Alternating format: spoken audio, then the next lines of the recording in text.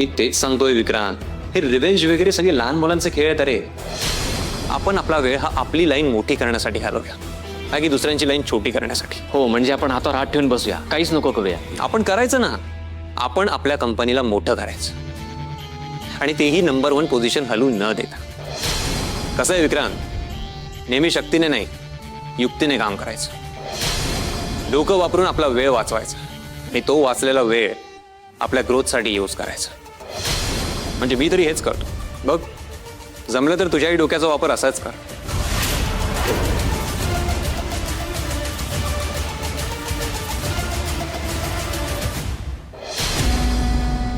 माझा फोकस माझ्या ग्रोथवरच आहे Indra.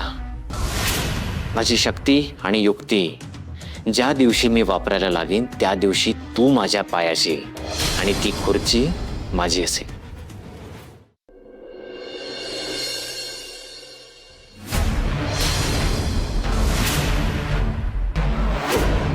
What is this nonsense? ही फुलं कोणी ठेवली तिथे? कोणी आहे का तिकडे? सर येऊ का?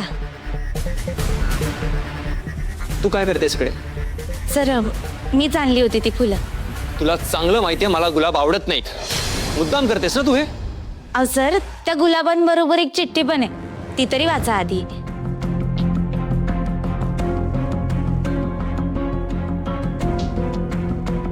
थँक्यू.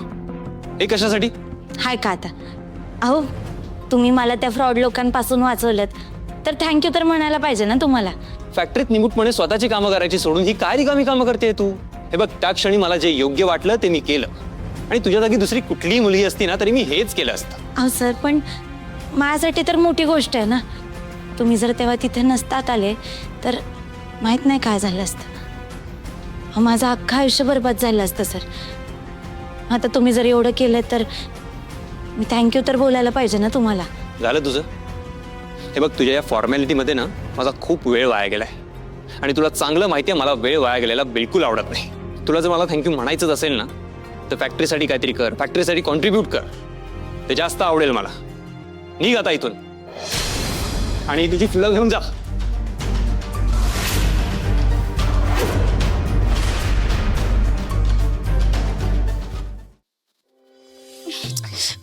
काय हा माणूस सतत नुसती चिडचिड चिडचिड, एक सेकंद हसून बोलता येत नाही. एवढं मी थँक्स बोलायला गेले आणि वरती माझ्यावरतीच चिडले.